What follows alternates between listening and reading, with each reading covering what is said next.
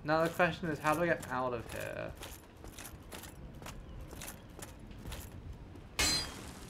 Do I need to homeward bone? I guess I need to homeward bone. Please tell me I've got a homeward bone.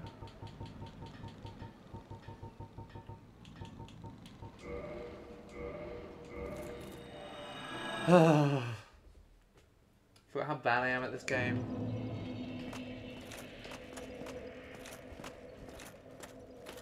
Okay, let's just go kill some guys. We need to kill like 2 more of them to be able to level up again.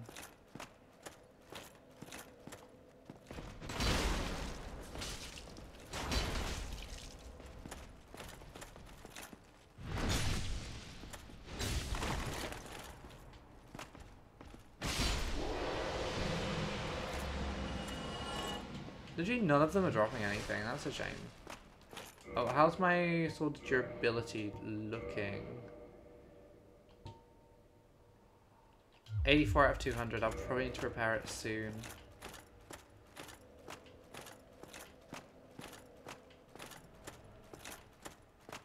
We've got a great bow now.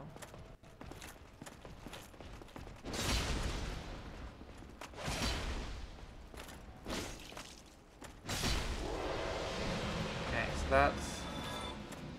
I think that is technically enough souls to level up, but we'll see if we can get a couple more.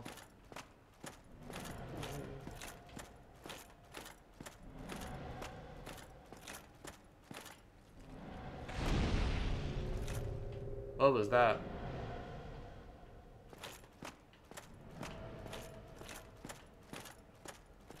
Now this isn't spooky at all. There's nothing spooky down here.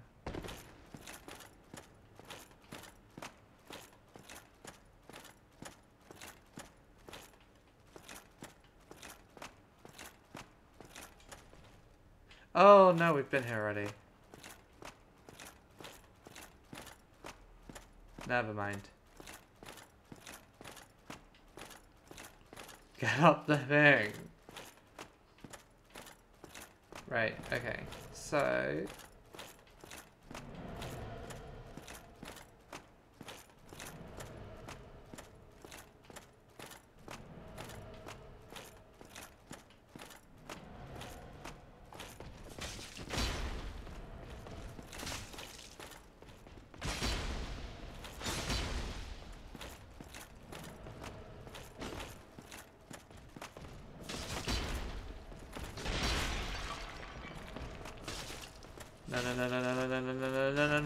No.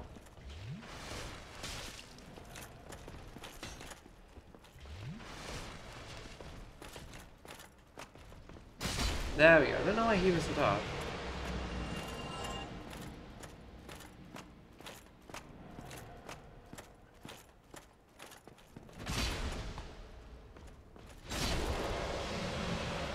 The old 1-2 just worked perfectly on that one.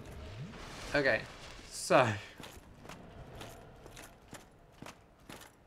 let's go level up again and repair our stuff, and then back to attempt to launch units tomorrow, because we've only actually got to the stupid boss once.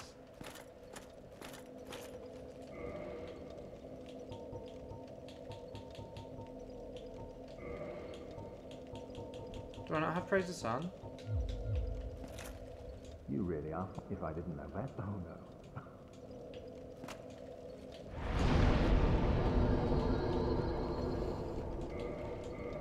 I'm just gonna keep leveling endurance.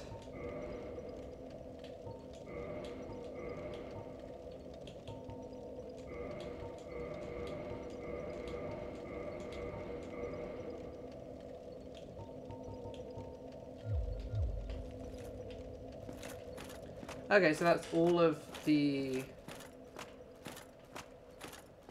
I could kindle this bonfire if I wanted, and that would get me 20 Estus instead of 10. That may be exactly what we need to get through this section, but we'll see.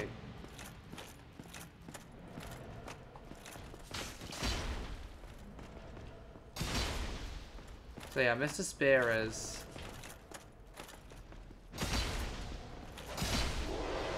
tougher than... The ones with spears Unless we can get the drop on them. Like... Unless we can get the drop on them, then it's not worth going for the heavy attack.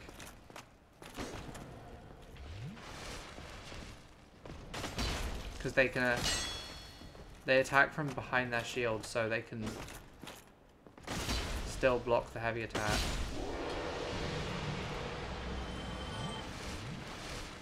Yeah, I think next time we die, I'll kindle the bonfire, if I can. So then we get double Estus flasks. Unless I already have. I may already have. We'll see.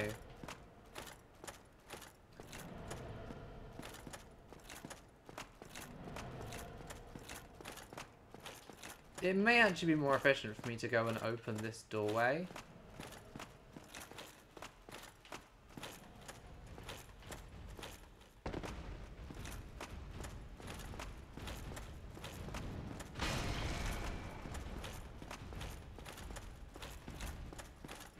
Like, if I can open the door here, which is evidently not done by... Okay.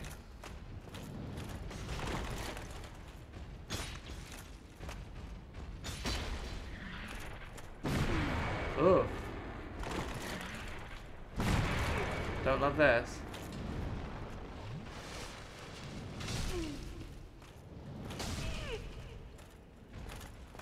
Okay, these guys are so big even I can't poise my way through them.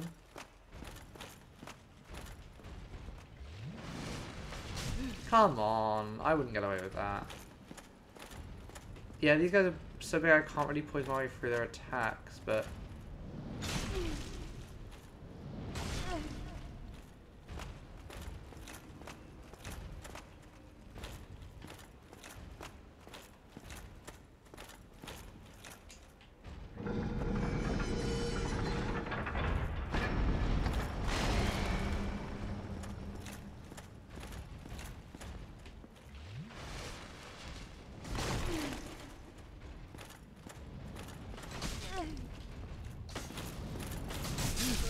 Now, getting killed then may have not been a smart decision because I may have just lost the soul.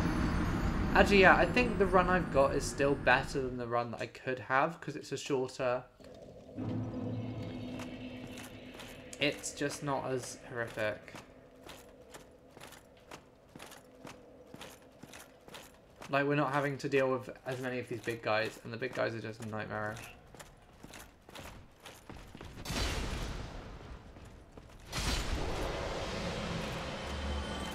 I can't believe the first time I did this, I just had the perfect rhythm for these guys, and then I completely lost it. Okay, that's fine. Don't want to trigger them until I have full stamina.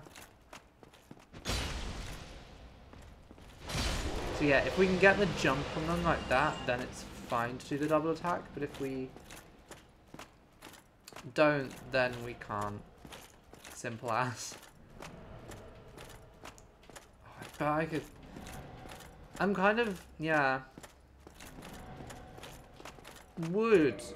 And this may be a stupid question. Would unequipping these arrows change my equip load?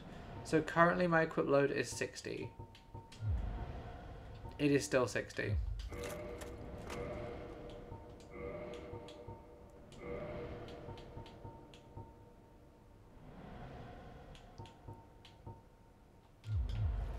Yeah, I don't have any useful rings. I need Havel's ring, really, to go with the rest of this set. I think that boots poise.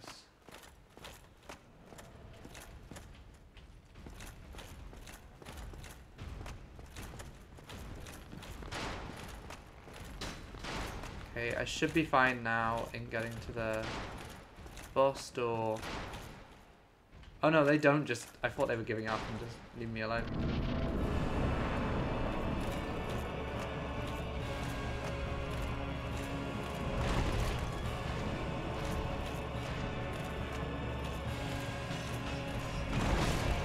Oh, don't love being trapped in the corner.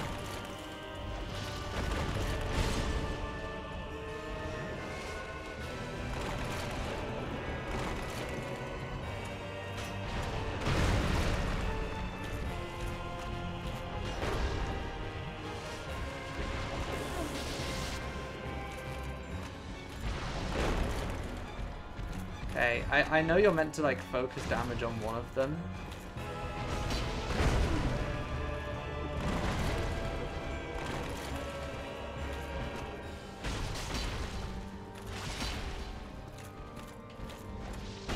Because we can theoretically stun lock Ornstein.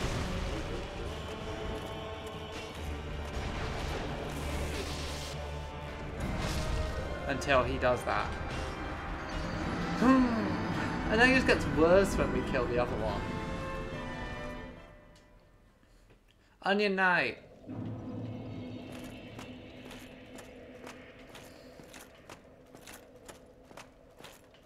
Okay, I'm gonna try doing one burst run where we just ignore all of the enemies and run past them. It will end badly.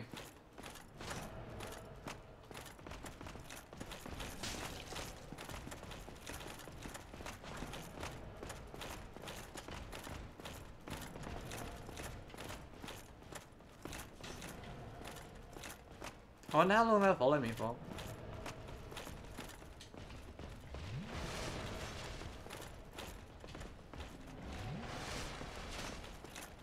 Okay, he still seems like he's following me, but he's also kind of got bored. Oh wait, I need to add like 3 deaths to the death counter? Okay, unfair. I was tabbed out. That was unfair. Deeply.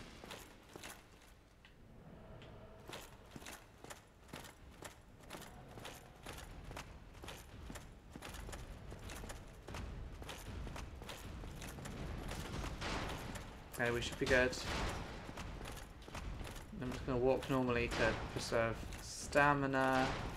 And then we're going to go in the boss door and not die to Orson straight away.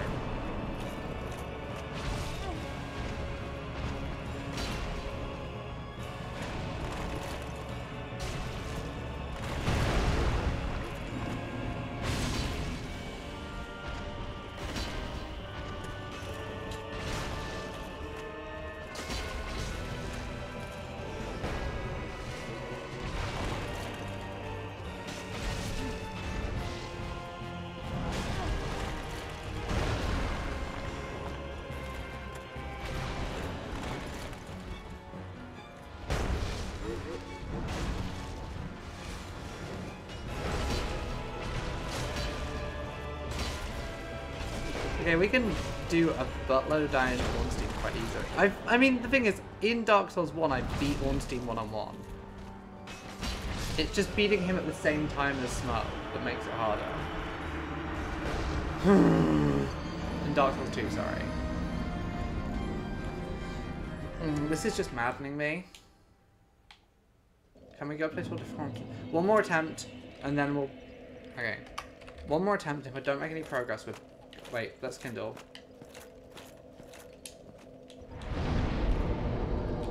Okay, reverse following. No humanity. I'll spend a humanity.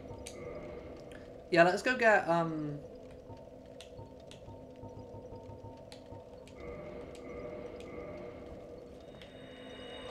we could go get, Oh, sorry.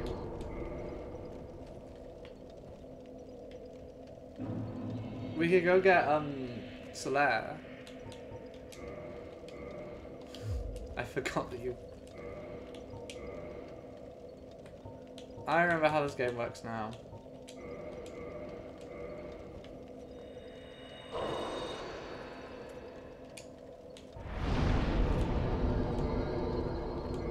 Oh, you can't kindle further out secret right anyway. Gaia. Help me.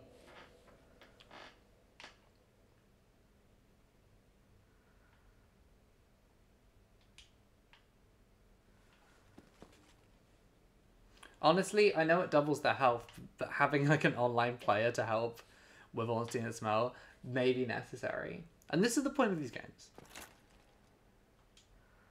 Okay, Gaia doesn't feel like being summoned. I'm sure we'll find another one before we make it all the way through. And we can summon Solaire if we need to.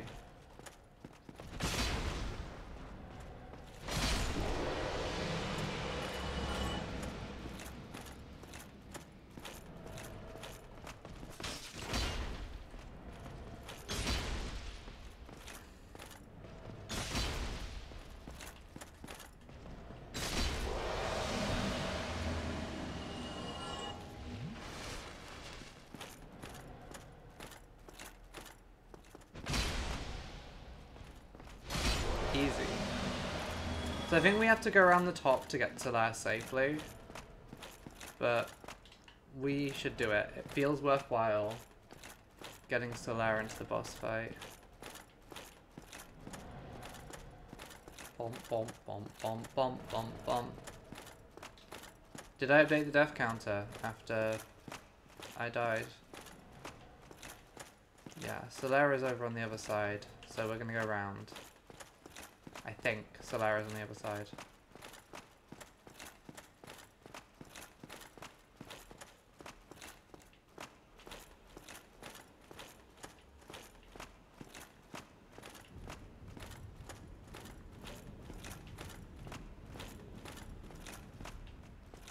Yeah, there's Solaire's summon sign.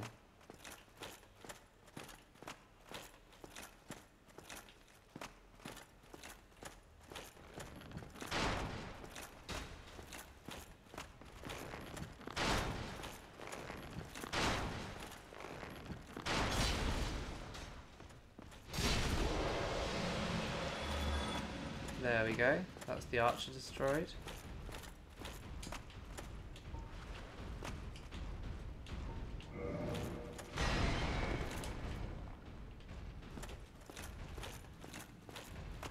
Solaire, come help me. Is Solaire coming?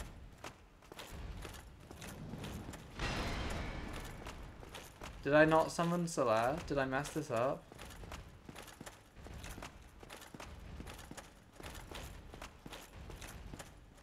I guess I didn't summon Solaire properly.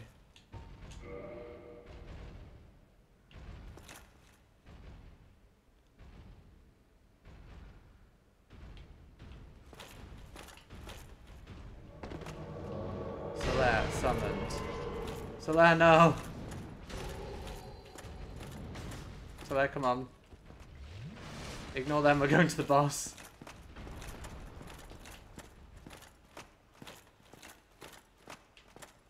Okay, Solaire is already injured, which is not great, but this is fine.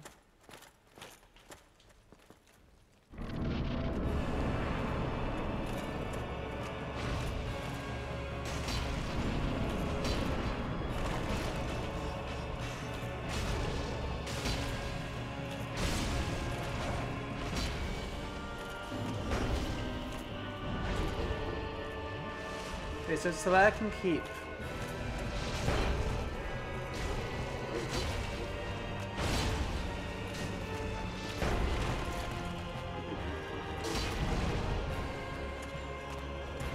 I would prefer to one-on-one Orson, I think, so we're gonna...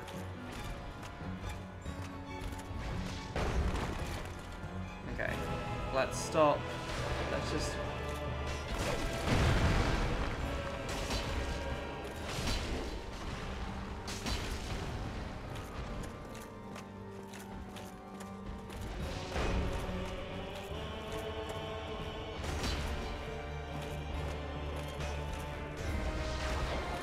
No, don't both go for Solaire, that's rude.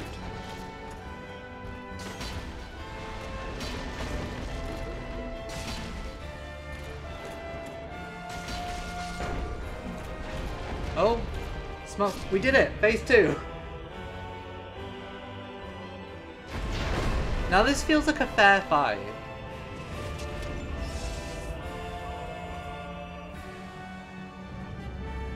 And now we get to fight someone we fought before.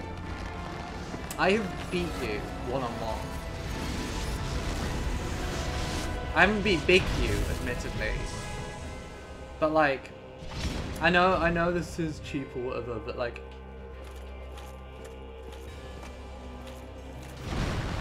Solaire, can you not? Okay, so is Ornstein locked onto Solaire? Yes. Stop it.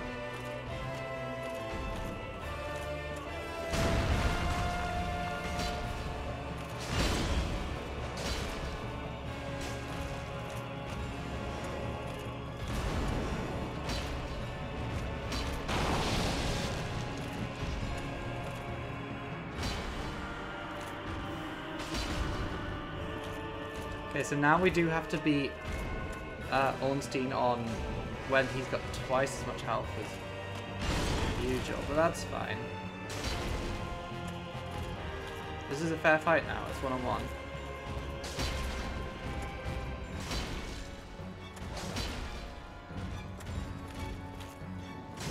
Okay, staying between the legs is not necessarily the strat here.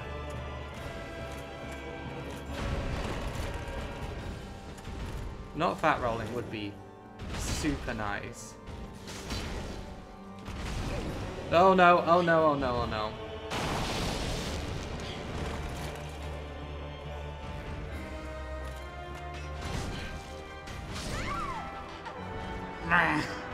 Oh. Okay, summoning Solaire is the strat. We have established this. I don't think I can do it without Solaire. When I wasted a humanity.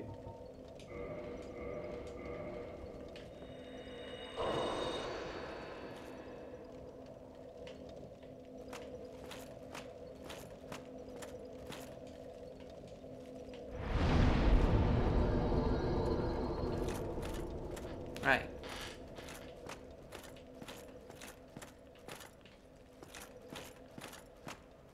No, with Solaire, this feels doable as a fight. I know that we're then dealing with...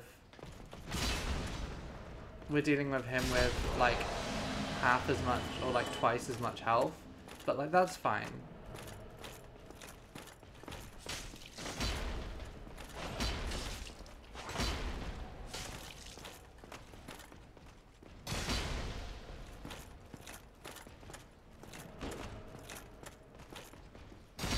So I've been watching Riverdale. This feels like the perfect time to go into Riverdale discussion. Ooh, Silver Knight Spear. Not a spear. We're in like the single worst stat range to use spears, but okay. Go off, I guess.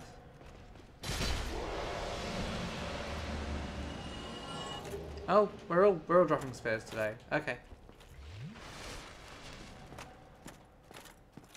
Okay. So now we just need to summon our boy. Like, summoning an online player would also be really nice, but they seem to just be a pain to summon. I don't know if there's cross-platform multiplayer either. I'm on Xbox, which might not have the same... Like, PC, I imagine we'd be able to quite easily get a player too. Or like someone to help us out, but maybe not on here.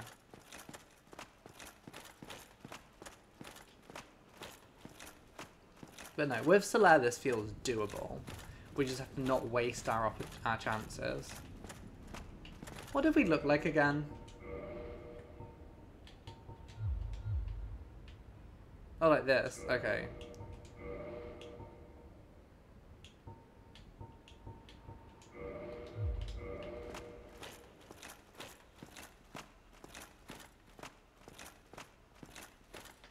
Okay, I just need to not panic when I'm summoning Solaire. Oof. Oof. What do you mean you can do that through here, but I can't? That's not fair.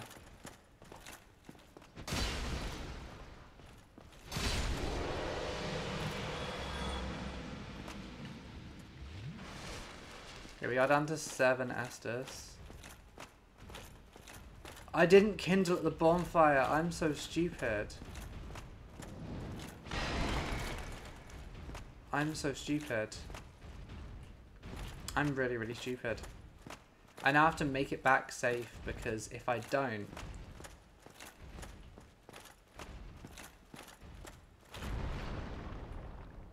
These guys not take full damage.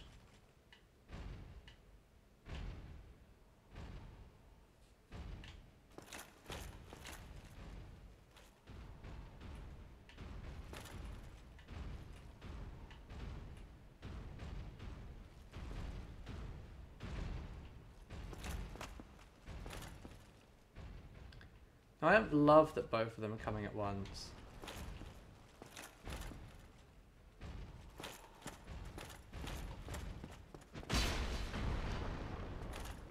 Now, this is a cheese strap, but it might work.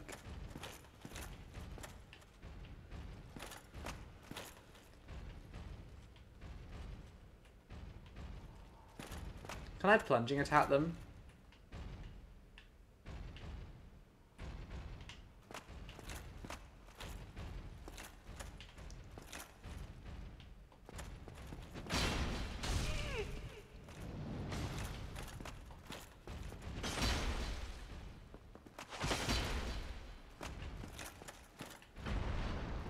I don't know if the fall is actually doing damage to them, that's the thing. Oh, and that just completely missed them.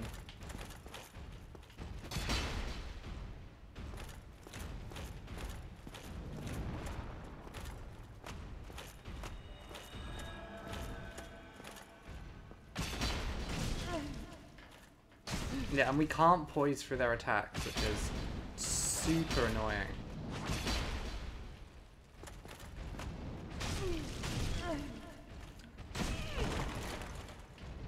I don't know if I can get out of here now. Yeah, no. Buy that humanity that we spent on that didn't kindle with because I'm stupid. Nice knowing you.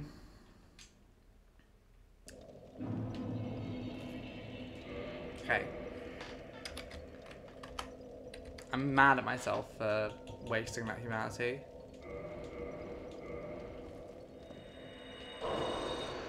That's why we couldn't see anything, because I didn't kindle or reverse hollowing, which was...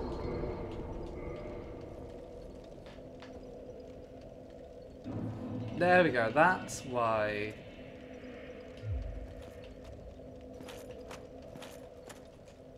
Gaia, can I just try summoning you again?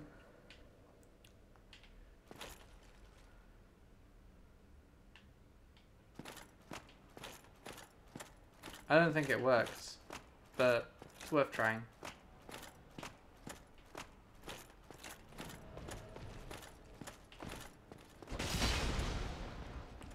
Stop damaging me, please. Yeah, I'm feeling my patience wane.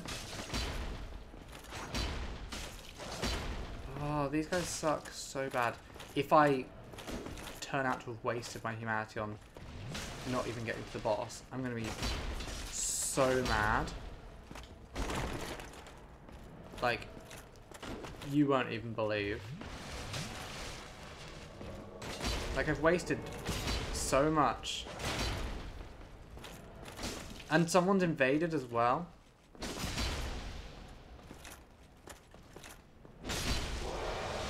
I love the gate. Hello, sexy man.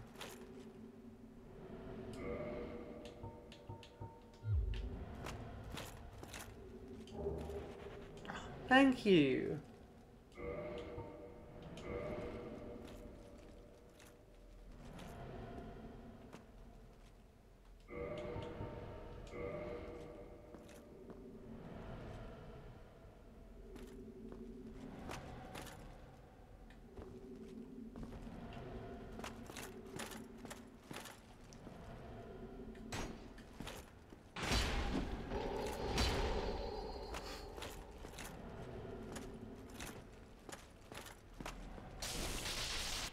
Oh, they've got like... I love... Oh, they parried me. Oh.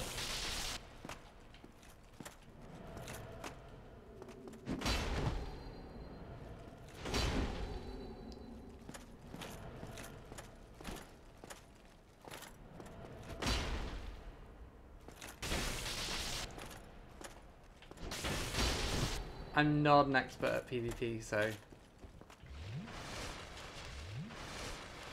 And there go any of our gains. No! He gave me a humanity at least, so...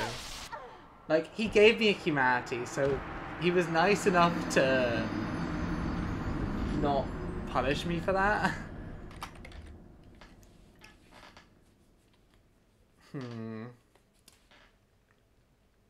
I'm tempted to call one more. One more attempt. Because he gave me humanity, that wasn't a waste.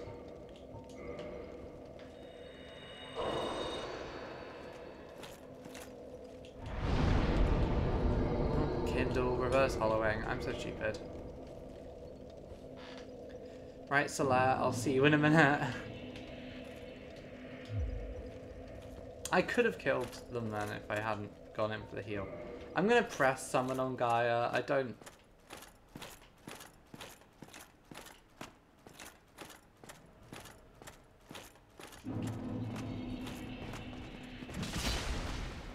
If the Dark Spirit invades again, I'm gonna be slightly annoyed. But that's fine.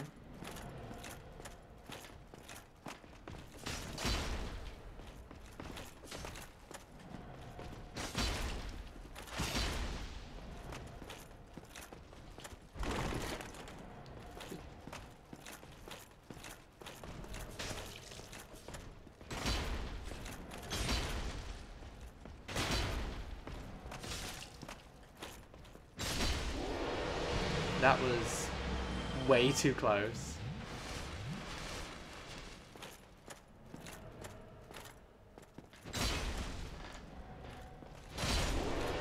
There we go.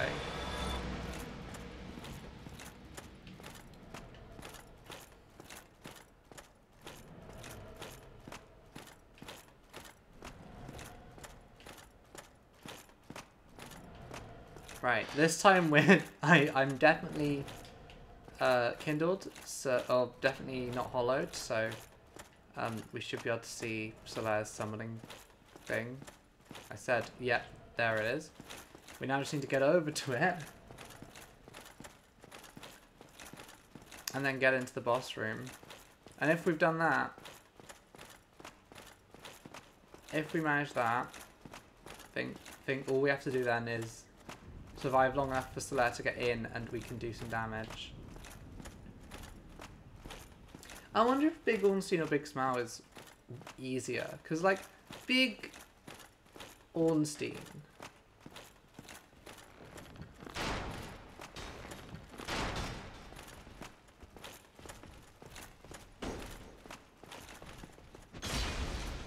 Like, Big Ornstein is,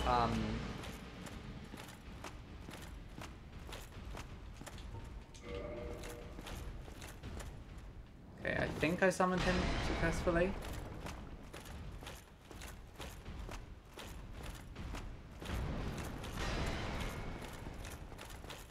We'll find out in a second. I think I messed it up again somehow, because I'm not seeing a Solaire.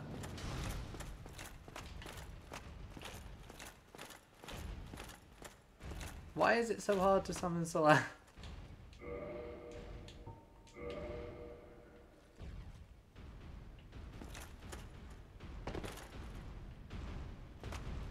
No, Solaire, please don't get hit by these guys on your way over, if possible.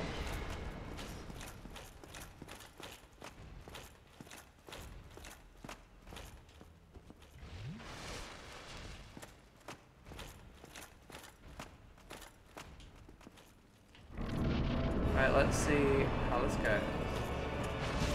Oh, damn you.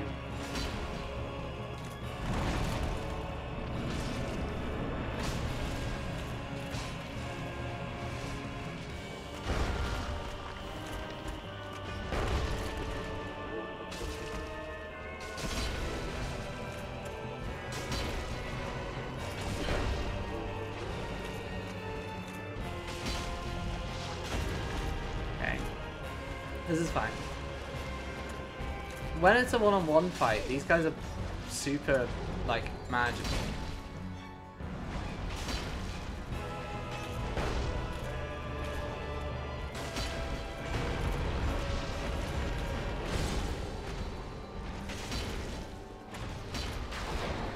Okay, Solaire is in decent shape this time. And that's Smo down. I said that's Smo down. We've seen this. Do we have to watch the cutscene? Is it not skippable? Okay, it's skippable. Right, Solaire. So let's do this.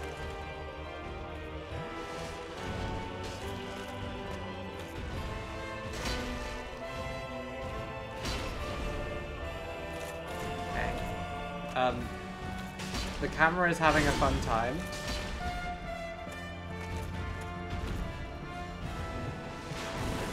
Okay, so I'm trying to be a distraction to you.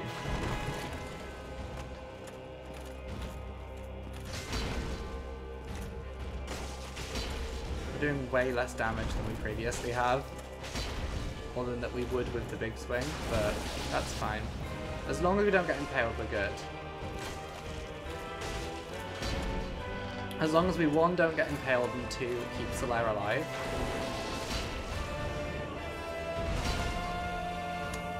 Then we have a chance here. Ugh! That's our last Estus.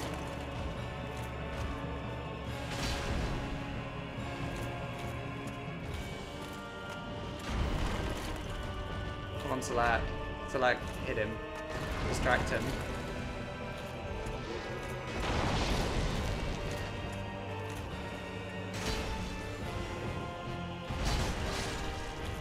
Yes!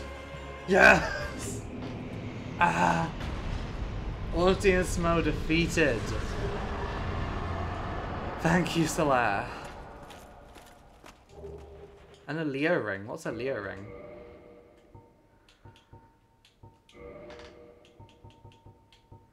Boost the counterattack of thrust weapons. Now, that's not really what we're playing with.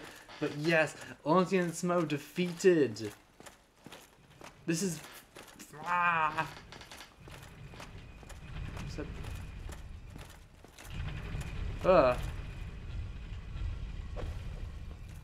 oh, that's why we were doing less. I accidentally unequipped the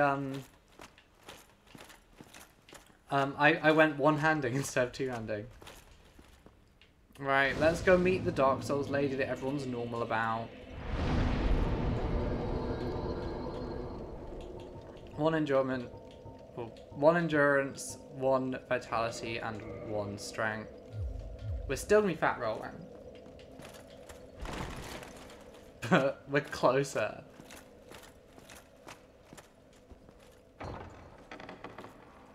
There's gonna be like a I bet if you click on this one here, it says chest ahead. Amazing chest ahead, because ha ha ha, it's a woman. It's a woman with normal proportions.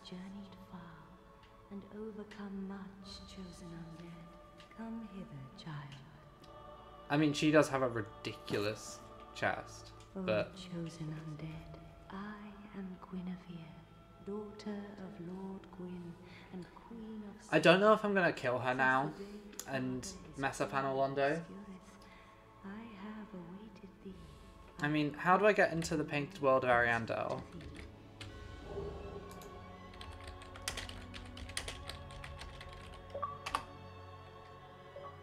And that's the Lord Vessel acquired.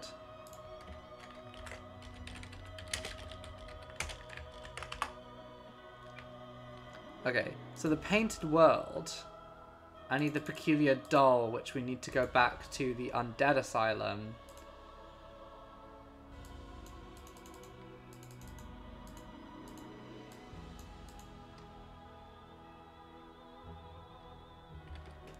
Yeah. Let's go do the, I'm gonna leave her alone. She's done nothing to hurt me.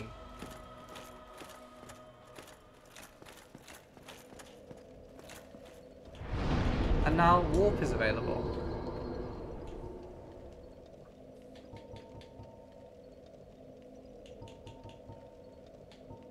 Oh, okay, so there are only specific ones I can warp to. Okay, it's not every bonfire. Let's go back to Filing Strain.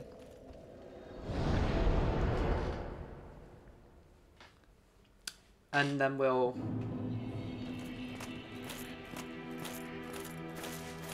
Did you ring this? That is its noise. This is no love. Okay. I believe this means the Primordial Serpent is now... There we are.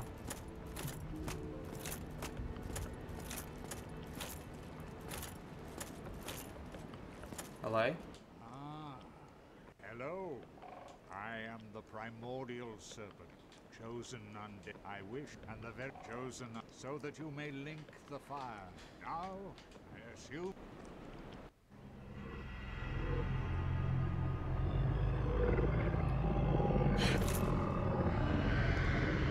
Where am I being fast traveled to? I didn't realize this was a fast travel thing.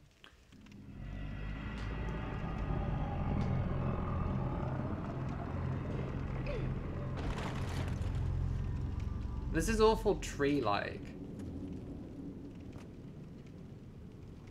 This is the firelink chamber for the successor of Lord Gwyn.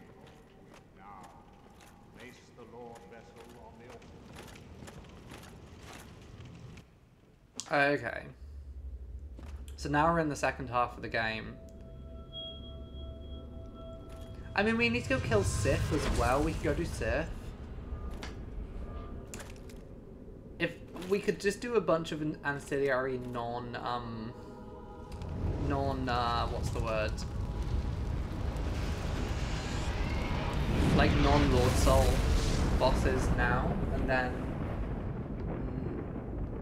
we'll go and do the Stray Demon and get the doll for the Painted World.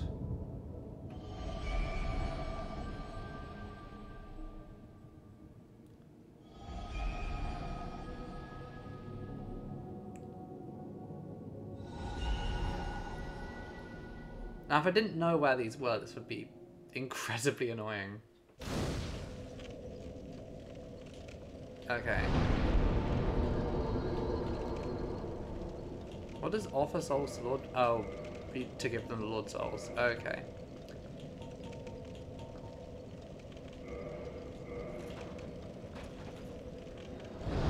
Maybe these are all the bonfires I've got. Maybe there just aren't that many bonfires in this game. Okay, how do I get into the crow's nest? Crow, crow, crow, crow, crow.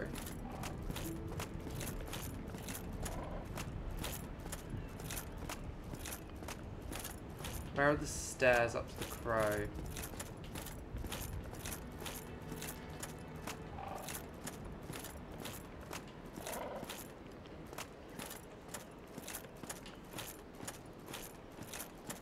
Here. Crow.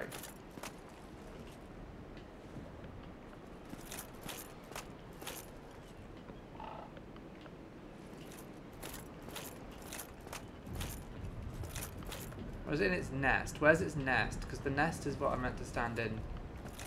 That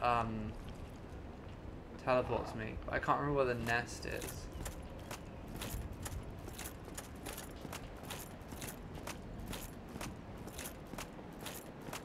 Oh, I also need to enchant a weapon with Holy to be able to... Okay, where is this bird's nest?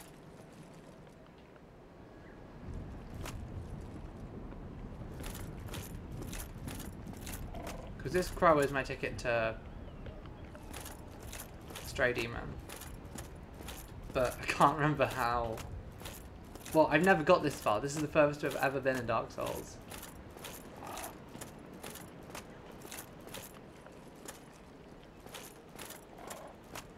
I don't think it will be down in the skeleton graveyard.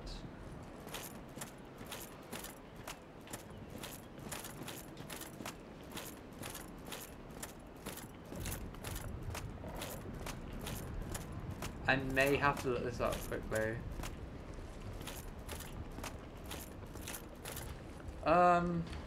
Whoa. But, under the asylum.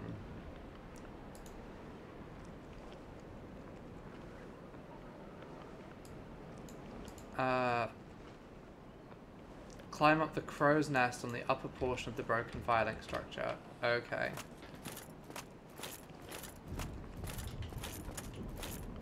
So I need to climb up into the crow's nest on the upper portion of the structure. Around here?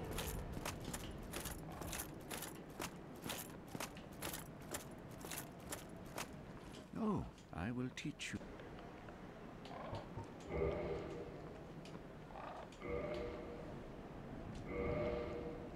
No, I can't do miracles. Come again. The effectiveness of the teaching. I don't really fancy respecing into faith this late in the game.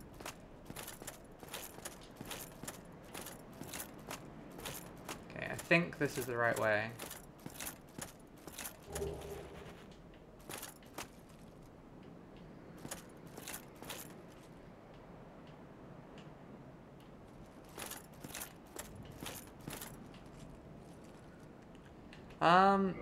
Now should I just take my armor off so I can parkour around easier?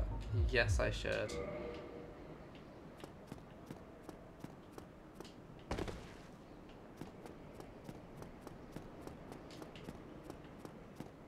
Now, is the answer actually gonna be from jumping out of here? Quite possibly.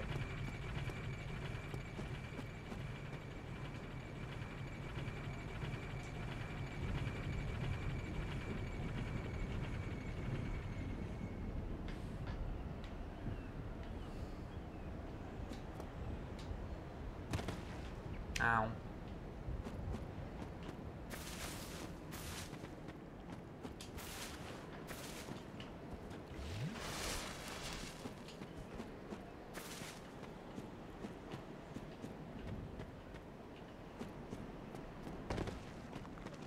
Okay, now this is the issue. The skeletons have been activated.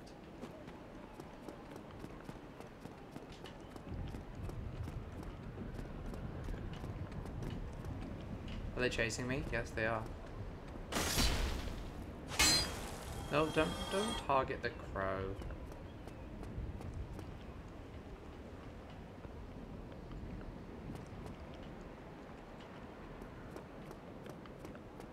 How do I get into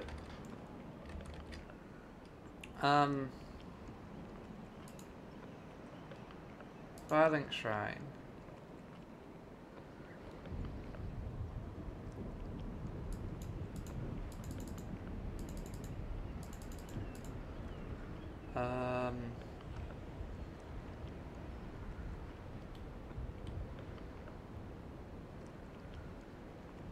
Okay, so it is via the elevator. I wasn't being stupid. I just fell off.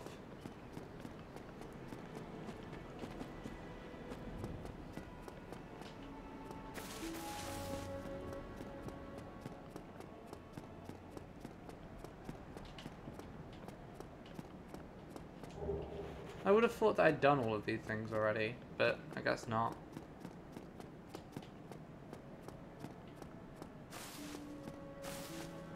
Okay, now I know what I'm doing, ish. This is the thing, I've never got this far, so what I'm working on is like half-remembered things from watching YouTube playthroughs of Dark Souls.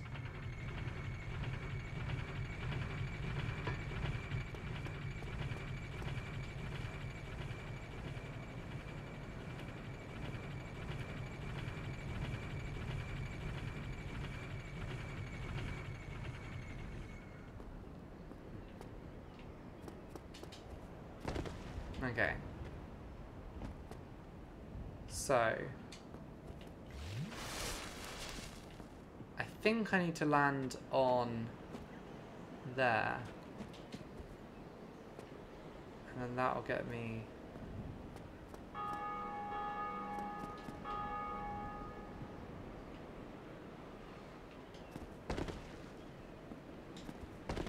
Ugh.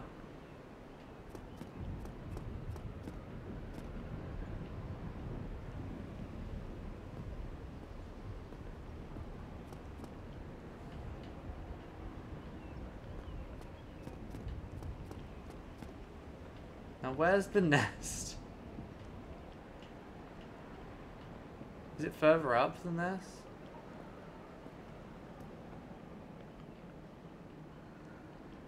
There's light in there.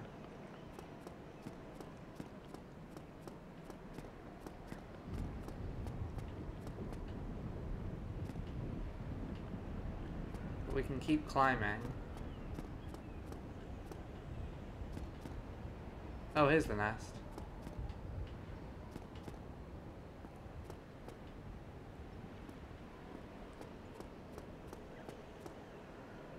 Let us just re-equip our armor. Not a...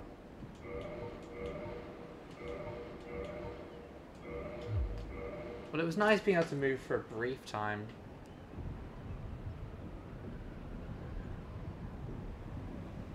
Do I just have to wait now?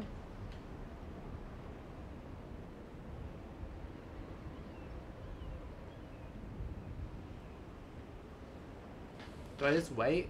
Does the bird come and grab me in a minute? Oh, it does.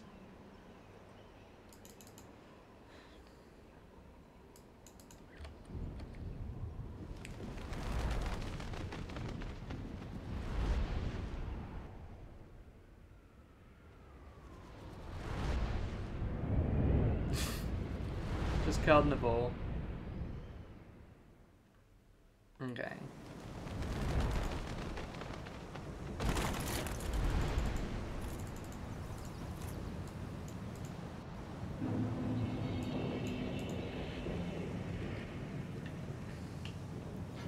Oh, there's people here who weren't before.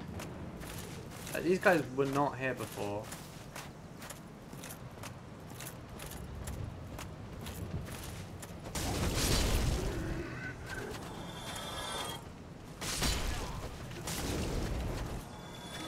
I am too slow to deal with them properly. Okay. So, we need to revisit the room that we started in.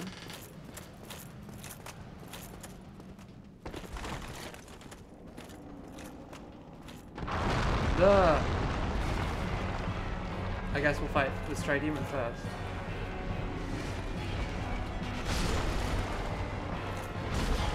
Oi.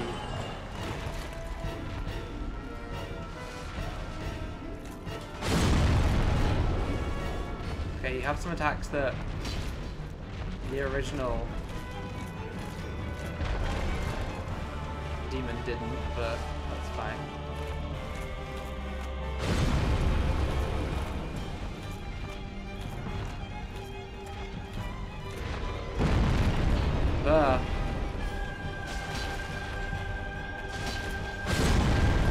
Okay, can you stop spamming this attack, please?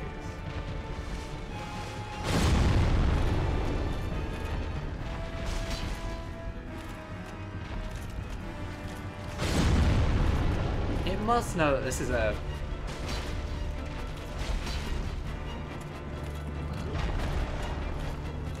slightly lazy strat on its behalf.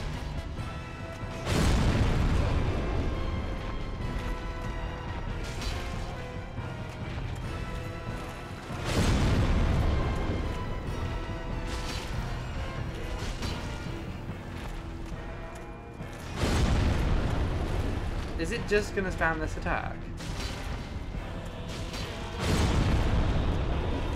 Seems like it.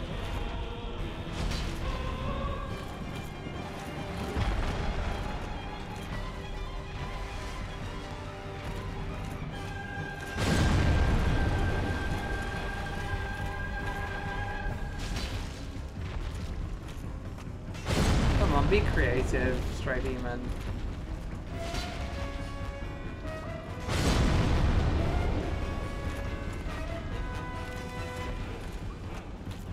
You did okay.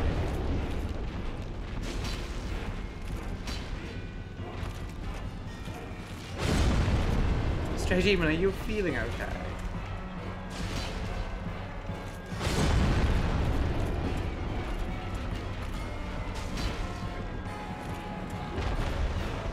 If you go back to doing that first attack, Stray demon, I mean, it's very easy for me to cheese, so like easier. Because now you've gone into attacks that are actually vaguely difficult for me to do. If I die to Stray demon, I'm going to be mad.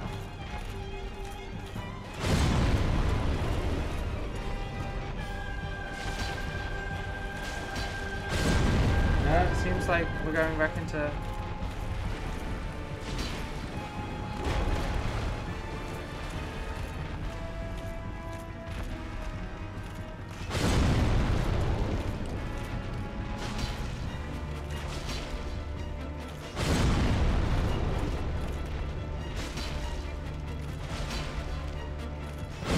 That might be enough for us to win this.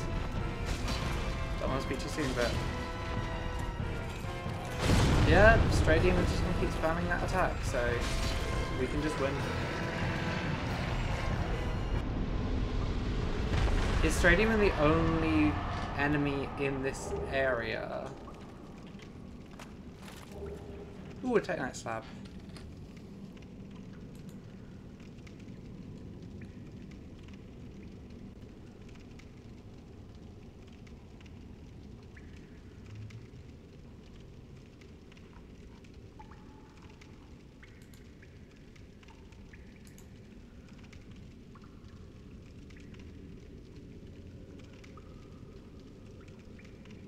I think literally all we're here for is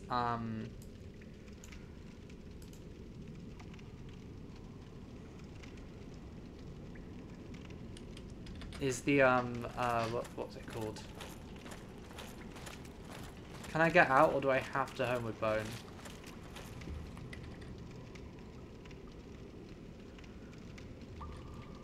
I think I may have to Homeward Bone out of here. I cannot see a way out.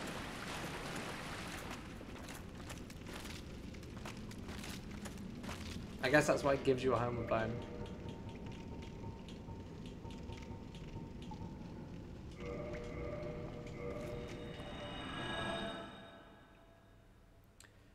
We'll need to...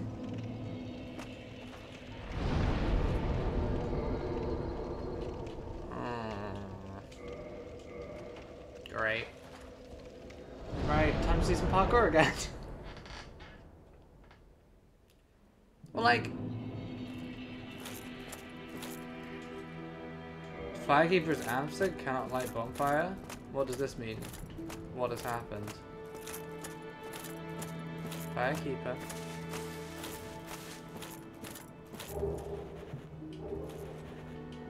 Black Eye Orb. What do we do with this?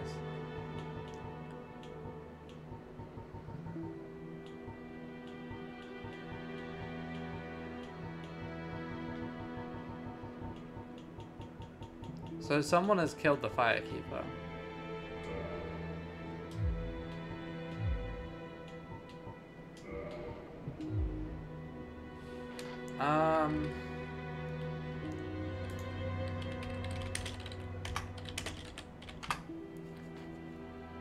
So how do we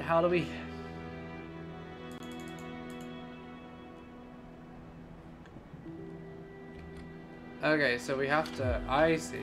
We have to go back to Analondo and invade someone to save the Firekeeper, I suppose. Oh, we got so many souls. I don't particularly want to waste them. Right, let's go to the catacombs.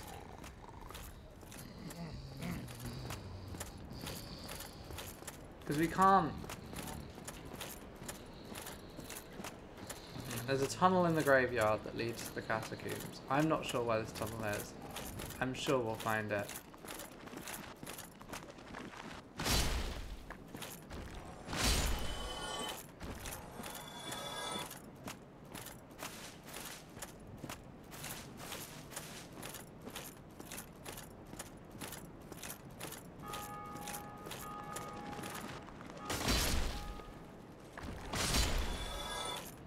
Do the skeletons reassemble themselves, or are we good for now? Okay, I guess it's down here. The way to the catacombs. This is an area I've never been to before, so...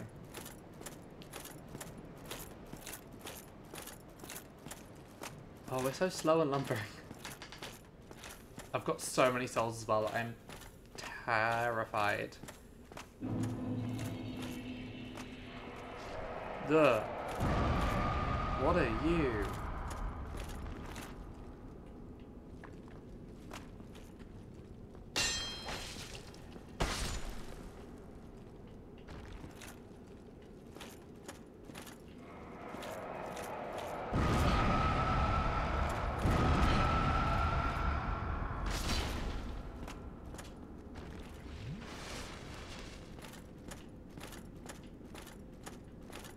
Okay, so there's someone down there by the looks of it, but I don't... No, I can't see them.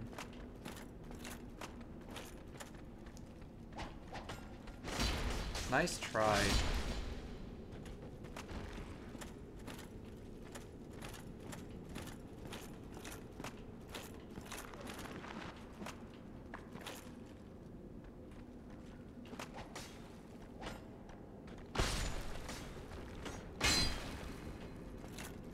Is there a way I'm meant to go? It doesn't look like I can... Can't just drop down there.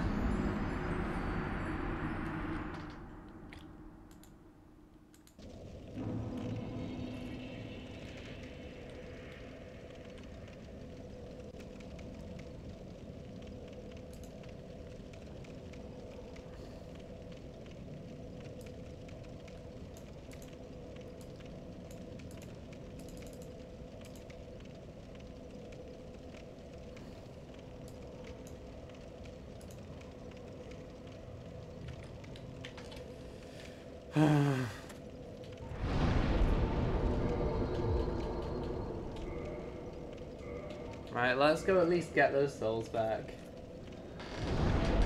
I'm mad. I'm mad at this game. We beat 2 bosses today, though. Oh wait, I guess I should up my death count, shouldn't I?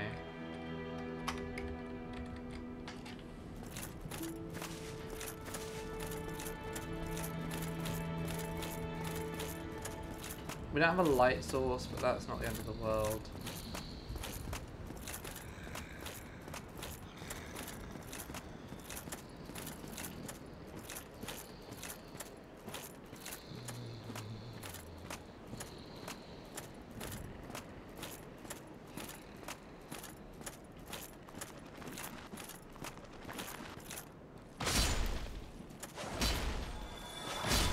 Yeah, because these guys drop souls, whereas the other ones don't.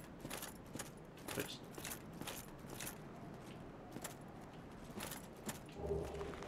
Ooh.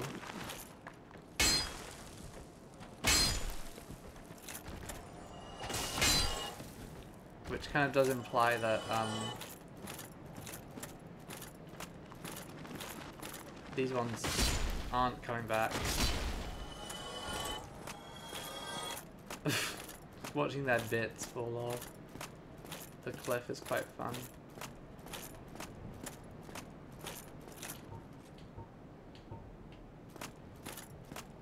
I guess maybe we're meant to go to like Lost Islet first, which we could do.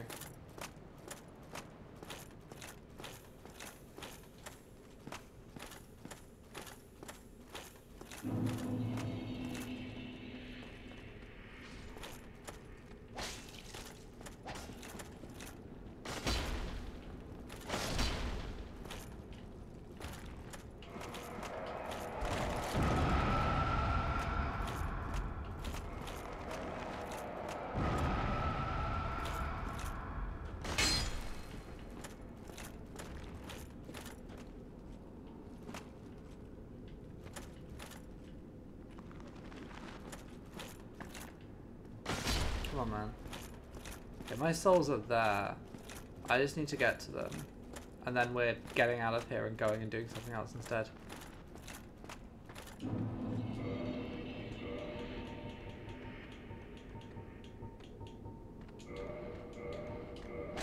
No!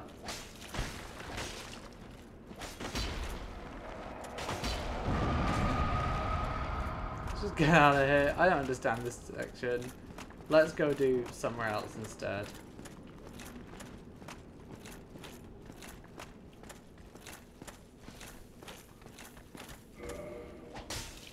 Leave me alone, for heaven's sake.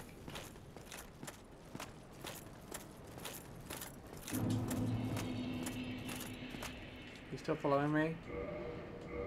They usually can't follow you across area gaps, so we should be fine now.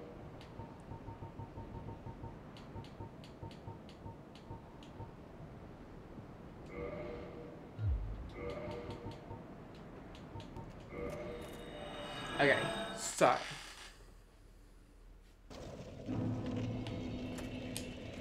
let's first level up.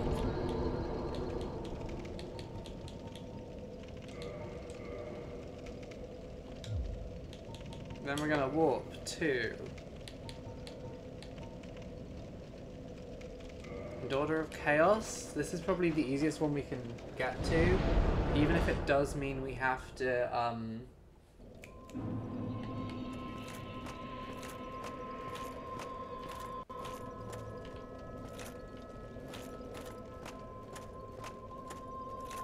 it does raise the possibility of having to do Bed of Chaos, which I don't love the concept of. This is the way down into Lost Isaac, right?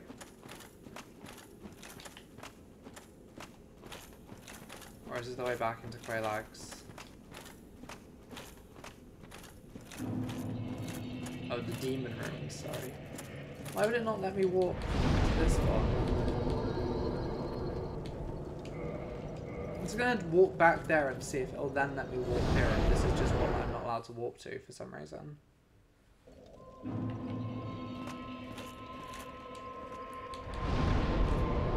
Okay, I just can't walk there. The other option we have is going to do Sif. Sif makes sense. Let's go do Sif. Oh wait, no. Don't we need 20k souls to buy? We need 20k souls to buy the ring from Andre. I don't want to kill Andre, so. Well, hello. You need any?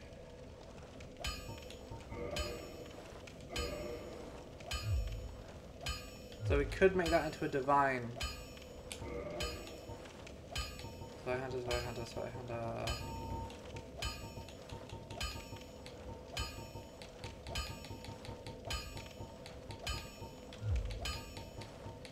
There are two types. Reinforcement is a simple task, but ascensions have. Ascension is the territory of we blacksmiths. Start out with reinforcement. As you've noticed, you won't make it.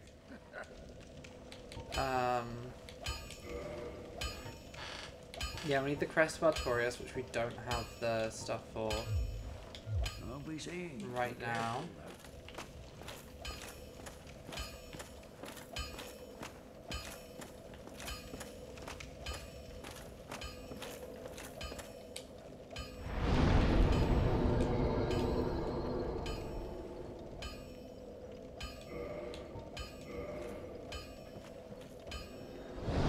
I guess Lost Islip is, well, the Demon Ruins and Lost Islip are probably our first, going to be our first, like, stop for the Lord Souls.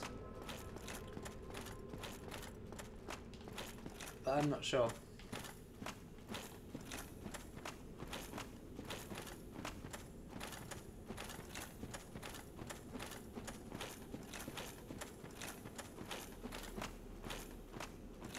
I wonder why you can't walk to this one. Let me just...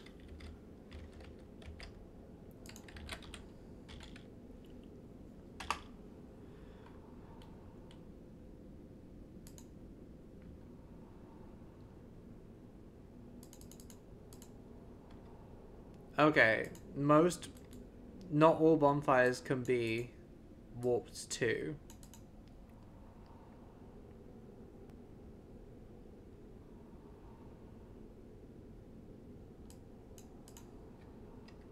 There's a bunch that we can... There's like a very specific list that we can warp to. This is not one of them. But now there's a gate that we previously got to but couldn't do anything with. But now we can... Because we've already beat the first boss of this section.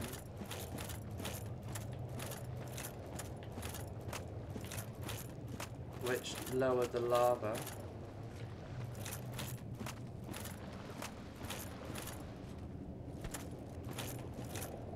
Are they coming for me? I really can't tell. Like, I just want to leave them alone.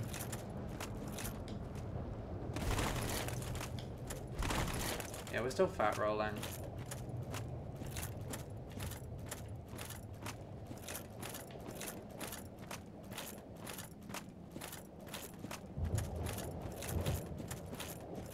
So yeah, this is the bit we can cross now. We've drained it. There's a... Okay. There's a Capra Demon up ahead.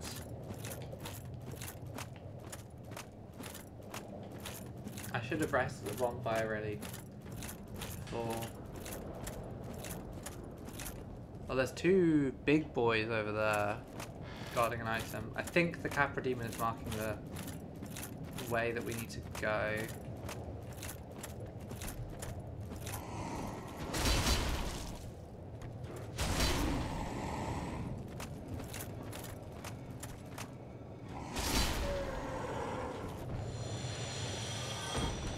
And what was once a boss falls quite easily. Although, did do a decent chunk of damage to us. So I think there's 2 more bosses and this eventually leads us to Bed of Chaos. But obviously in a lot of like online or like YouTube runs, like challenge runs of this game, they cut out all of the in-between boss stuff except for very specific sections. So I don't really know a lot of how to get between bosses in this section. Okay, there's a couple more Capra Demons. Just a few. Is it worth just dropping down? Come on.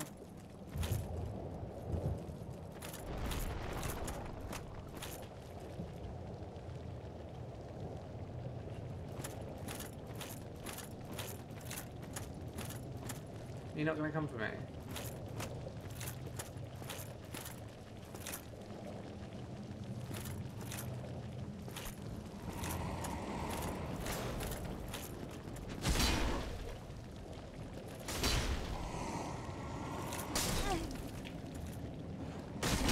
Didn't love how strong that was.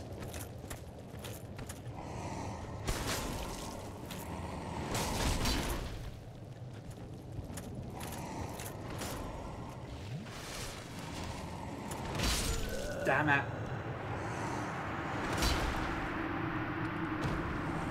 Maybe it's time to play some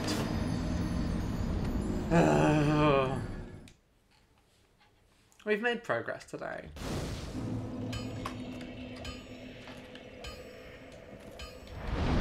We've earned the warping, which is great. Where is the sunlight altar? I just want to see where this is, because I'm not sure where the sunlight altar is in respects. It's probably also Anor Londo. Oh, it's here.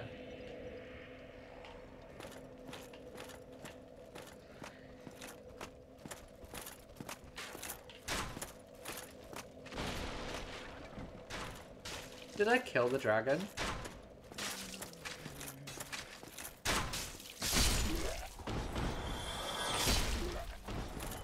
Kind of seems like I did. This is where the dragon reappears and destroys me.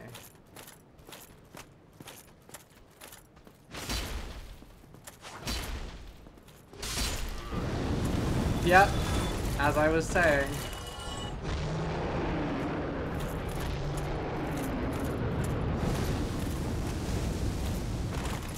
We're pretty durable now. We can probably take down the bridge dragon. She says.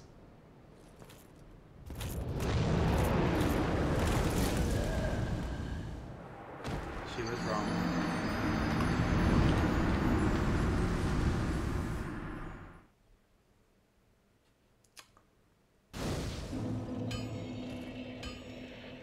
You know what?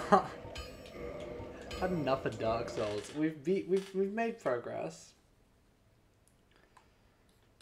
In fact, I know I've got another 2.5 hours so I can eat, but I'm tired and I've got some job applications to do. So, I think we're going to end the stream today. Thank you very much for coming. I'm sorry that we had to abandon Citizen. Well, we didn't have to, but that we abandoned Citizen Sleeper. Once I can drink during the day.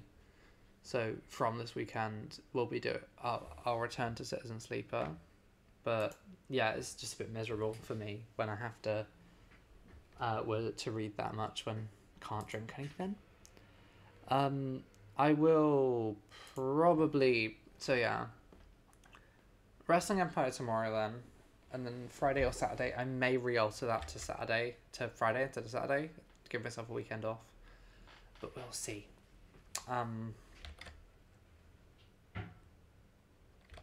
Yeah, thank you very much for coming to this stream. If you've enjoyed this, you can follow me on various socials. You can find all the VODs on the VOD channel. And yeah, so next stream is tomorrow. Won't be Citizen Sleeper, despite what the schedule says. So join me for probably some Wrestling Empire tomorrow. Maybe I might even swap out Citizen Sleeper for a bit. And we'll revisit it. No, we'll do Citizen Sleeper next week. But yeah, anyway, until next time, thank you very much for coming. Bye-bye.